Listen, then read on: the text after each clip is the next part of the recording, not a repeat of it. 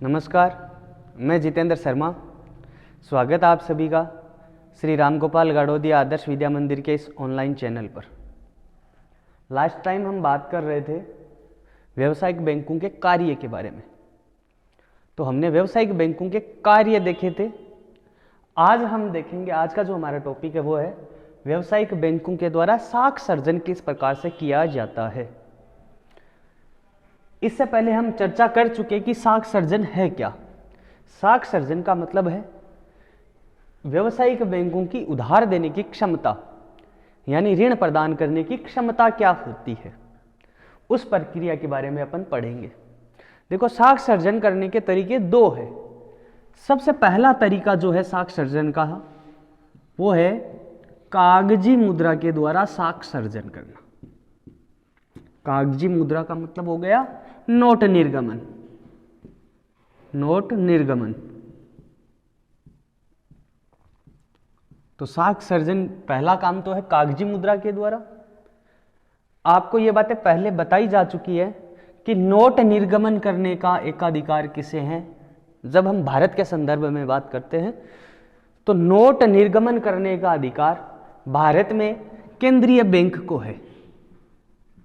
केंद्रीय बैंक को नोट निर्गमन करने का अधिकार है, एकाधिकार है, जिसे हम कह सकते हैं मोनोपोली है। हमने जब मोनोपोली के बारे में पढ़ा था, पूर्ण प्रतियोगिता के बारे में पढ़ा था, तब मैंने आपको इसका एग्जाम्पल भी दिया था कि जैसे आरबीआई का नोट निर्गमन करने का, नोट इश्यू करने का एकाधिकार होता है। तो हम अभी व्यावसायिक बैंक के बारे में पढ़ रहे हैं, तो इसके बारे में चर्चा नहीं करेंगे। इसे आगे वाले टॉपिक में चर्चा करेंगे कि नोट निर्गमन केंद्रीय बैंक यानी रिजर्व बैंक ऑफ इंडिया किस प्रकार से नोट निर्गमित करती है। दूसरी जो साख सर्जन की प्रक्रिया है वो है प्रारंभिक जमाऊ या व्युत्पन्न जमाऊ के माध्यम से साख सर्जन का निर्माण करना। प्रारंभिक जमाऊ या फिर व्युत्पन्न जमाऊ के द्वारा। तो व्यावसायिक बैंक जो होता है वो साख सर्जन केवल इस माध्यम से कर सकता है। किस माध्यम से? प्रारंभिक जमाऊ या फिर व्युत्पन्न जमाऊ के माध्यम से साख सर्जन की प्रक्रिया अपना सकता है। अब यहां पर देखो दो नाम है, एक तो है प्रारंभिक जमाएं और दूसरी है व्युत्पन्न जमाएं। इन दोनों को अच्छे से समझना। जैसे मान लीजिए कोई एक व्यक्ति है जिसका नाम है अक्स, वो अपने बचत खाते में, किस अकाउंट में? बचत अकाउंट में, यानी कि सेविंग अकाउंट में यदि 10,000 रुपए डिपॉजिट करवा रहा है तो इसे हम प्रारंभिक जमाएं कहेंगे। यानी ग्राहक के द्वारा प्रत्यक्ष रूप से अपने खाते में, बचत खाते में जमा करवाई गई राशि प्रारंभिक जमा कहलाती है। और यदि इस प्रारंभिक जमा से ही कोई ऋण खाता ओपन किया जाए, लोन अकाउंट, ऋण खाता ओपन करके यदि साख का सर्जन हो, किसका सर्जन हो? साख का सृजन हो, तो उसे कहते हैं व्युत्पन्न जमाओं से साख सर्जन की प्रक्रिया। किस? इस प्रारंभिक जमा से ऋण खाता खोल करके साख सर्जन करना, तो वो क्या कहलाता है? व्युत्पन्न जमाओं से साख सर्जन। आई बात समझ में? तो क्वेश्चन यहां से एक ये हो सकता है कि व्युत्पन्न जमाओं से या प्रारंभिक जमाओं से साख सर्जन की प्रक्रिया कौन करता है? तो व्यावसायिक बैंक करता है।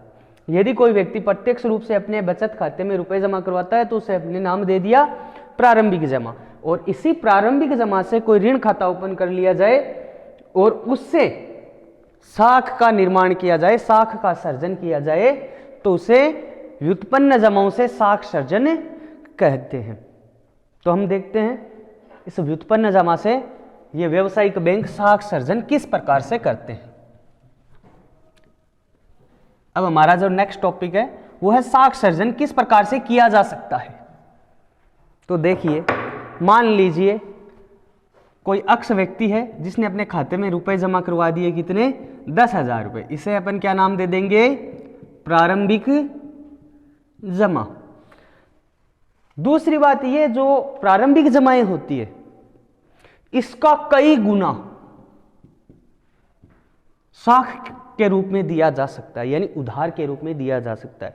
बैंक के पास केवल 10,000 रुपए जमा है और बैंक इन 10,000 से इस 10,000 के कई गुना व्युत्पन्न जमा के माध्यम से साख सर्जन की प्रक्रिया अपना सकती है। अलग अलग चरणों में अलग अलग लोगों को साख प्रदान कर सकती है।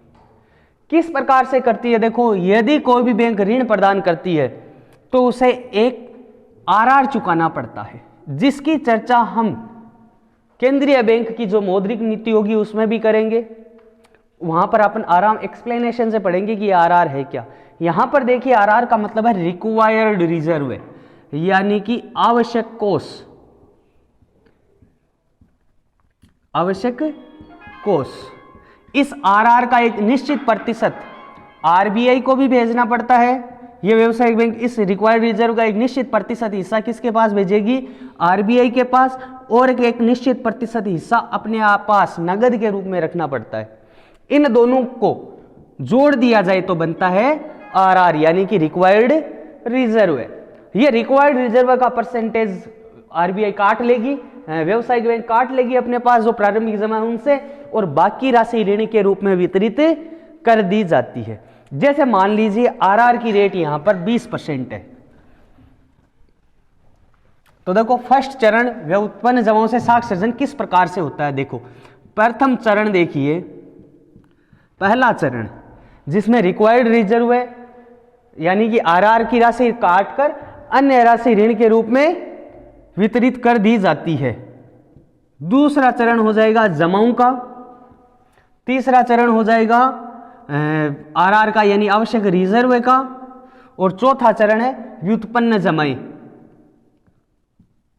व्युत्पन्न जमाएं। अब देखो, फर्स्ट चरण में बैंक के पास रुपए कितने जमा हुए प्रारंभिक जमा के रूप में? 10,000 रुपए। इसका मान लीजिए 20% हिस्सा आरआर का है, रिक्वायर्ड रिजर्व है 20% राशि, तो 10,000 का 20% हो जाएगा 2,000 रुपए। इस 2,000 का एक निश्चित प्रतिशत अनुपात तो यह व्यावसायिक बैंक अपने पास रख लेगी और एक निश्चित प्रतिशत हिस्सा आरबीआई के पास चला जाएगा। ये दोनों रेटें रिक्वायर्ड रिजर्व की दोनों रेटें डिसाइड भी आरबीआई करती है, व्यावसायिक बैंक डिसाइड नहीं करेगी कि आरआर की कितनी रेट होगी, और अपने पास जो नगद रखना है उसकी क्या रेट होगी, और आरबीआई के पास जो भेजेगी उसकी क्या रेट होगी। वो आगे अपन चर्चा करेंगे कि ये अपने पास रखती है उसे क्या बोलते हैं, उनके भी अलग अलग नाम है। तो ये 10,000 का 20% यानी 2,000 रुपए अपने पास रख लिया आरआर का, और बाकी हिस्सा ऋण के रूप में वितरित कर देगी। तो जैसे मान लीजिए 10,000 रुपए थे, 2,000 रुपए का आरआर बन गया। अब ऋण के रूप में कितनी राशि वितरित की जा सकती है? 8,000 रुपए, मात्र 8,000 रुपए वो किसी दूसरे को लोन के रूप में दे देगी। तो बैंक के पास जो 10,000 रुपए प्रारंभिक जमा थे ऋण के रूप में बंट गए, 2,000 रुपए अपने पास रख लिए और बाकी राशि ऋण के रूप में वितरित कर दी। अब वापस इन 8,000 रुपए से एक ऋण खाता नया ओपन होगा जो व्युत्पन्न जमाओं को प्रदर्शित करेगा। यह वापस 8,000 रुपए इसकी प्रारंभिक जमा बन जाएगी सेकंड यानी दूसरे चरण में। अब ये 8,000 रुपए का वापस आरआर बनाकर ऋण के रूप में वितरित कर सकता है, परंतु व्यवसायिक बैंक के पास तो धन नहीं है, 10,000 रुपए जमा थे वो तो सारे बंट गए। तो ये जो राशि है 8,000 रुपए, ये वो आरबीआई से उधार ले सकती है। वो अपना आरआर, अपनी व्युत्पन्न जमाएं दिखाएगी आरबीआई को और बदले में 8,000 रुपए ले लेगी। तो इस 8,000 पर वापस 20% आरआर बना, तो 1,600 रुपए का वापस आरआर बन गया, और 8,000 में से 1,600 रुपए घटा देंगे तो 5,400 रुपए, 6,400 रुपए, 6,400 रुपए वापस ऋण के रूप में वितरित किया जा सकता है। अब यह प्रक्रिया निरंतर चलती रहेगी। वो जो तीसरा चरण होगा उसमें यह 6,400 से वापस एक नया ऋण खाता ओपन किया जाएगा। यहां पर 6,400 से और थर्ड स्टेप हो जाएगा, यह तीसरा चरण हो जाएगा। इस पर वापस आरआर की रेट बन जाएगी 20%, तो इसका हो जाएगा 20% 1,280, और इसका हो जाएगा 6,400 माइनस 1,280 इक्वल टू हो जाएगा 5120। तो ये राशि वापस ऋण के रूप में वितरित कर दी जाएगी। और जितने स्टेप बनते जा रहे हैं केवल इस स्टेप को छोड़ के। इस स्टेप की राशि तो व्यावसायिक बैंक के पास पड़ी है नगद के रूप में, जो प्रारंभिक जमा हुई थी उसकी। बाकी जो भी राशि है यदि बैंक के पास नहीं है तो वो केंद्रीय बैंक से ऋण के रूप में ले सकती है और जनता को ऋण के रूप में वापस वितरित कर सकती है। तो यह प्रक्रिया चलती रहेगी निरंतर। अब बात आती है कब तक चलती रहेगी। चौथा जो स्टेप होगा वो वापस ऋण खाता खुल जाएगा, जमाई हो जाएगी 5120 रुपए से, वापस इस पर 20% का आरआर बन जाएगा और बाकी जो राशि है वो वापस ऋण के रूप में वितरित हो जाएगी। अब कब तक दे सकती है, ये नहीं कि ये जब तक जीरो हो जाएगा तब तक। ये राशि ऋण के रूप में वितरित कितनी की जा सकती है, तो उसके लिए एक फॉर्मूला है 1/RR इंटू डिपोजिट। 1 का मतलब 100/RR की राशि कितनी है 20 इंटू 10,000 रुपए। डिपॉजिट अपनी 10,000 थी प्रारंभिक जमा, तो यह हो जाएगा 5 इंटू 10,000 इक्वल टू 50,000। यानी कि यह राशि जमाएं जब तक 50,000 नहीं होगी तब तक यह प्रक्रिया चलती जाएगी। और 50,000 का 20% यह हो जाएगा 10,000 रुपए। जब यह 50,000 होगा तो यह 10,000 हो जाएगा और यह राशि हो जाएगी आपकी 40,000। तो यह प्रक्रिया तब तक चलती जाएगी जब तक जमाओं की राशि 50,000, रिक्वायर्ड रिजर्व 10,000 और व्युत्पन्न जमाएं 40,000 ना हो जाए, तब तक यह प्रक्रिया चलती रहेगी और व्यवसायिक बैंक व्युत्पन्न जमाओं से साख सर्जन करता रहेगा। तो यह था आज का अपना टॉपिक कि व्यवसायिक बैंक साख सर्जन किस प्रकार से करता है।